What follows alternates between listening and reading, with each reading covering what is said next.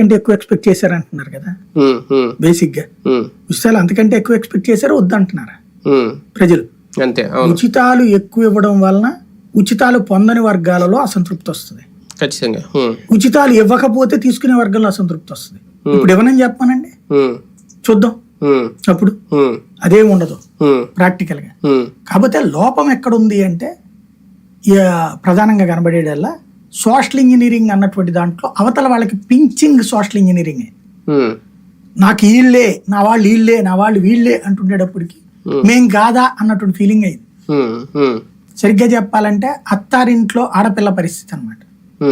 అత్తారింటికి వెళ్ళినప్పుడు భర్తే తన సర్వస్వం అనుకుంటే అత్తమామలు మేం పడవా అనుకుంటారు. అక్కడ ఉన్న అబ్బాయి పరిస్థితి ఏంటి? కొత్తగా వచ్చిన పెళ్ళాం కదా అమ్మాయితో బాగుంటే అమ్మ నాన్నలకు కోపం వస్తుంది. అమ్మ నాన్న అక్క చెల్లెళ్ళకి వీడు వచ్చిన దగ్గర నుంచి దాని కొంగు పట్టుకు తిరుగుతున్నాడు అంటారు.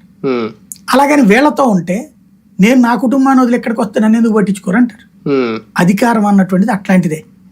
ఇద్దరిని సర్దుకుపోయేటటువంటి కోడలు అటు పుట్టిల్లు మెట్టినిల్లుని మెప్పిస్తుంది. వాళ్ళు ఎంతమంది ఉంటారు దేశంలో? అది పరిమితం. రాజకీయాల్లో నాయకులు కూడా అత్తారింటికి వెళ్ళిన కోడలు అలాంటి జీవితాలే. కానీ ఈసారి ఎన్నికల ఫలితాలు చంద్రబాబు నాయుడు గారిని ఆంధ్రప్రదేశ్లో సీఎంని చేయడమే కాకుండా దేశంలోనే ఆయన సుడి మార్చేసిందా, ఆయన సుడి తిరిగిందా ఒక్కసారిగా? ఆయన అదృష్టం నిజంగా బాగా కలిసి వచ్చింది. ఎవరో జ్యోతిష్కులు చాలా మంది అప్పుడు ఏదో ఆయన ఇంకా కెరీర్ కష్టము అది ఇది అని మాట్లాడారు. పాపం వాళ్ళు జాతకాలు నేర్చుకోవాల్సింది.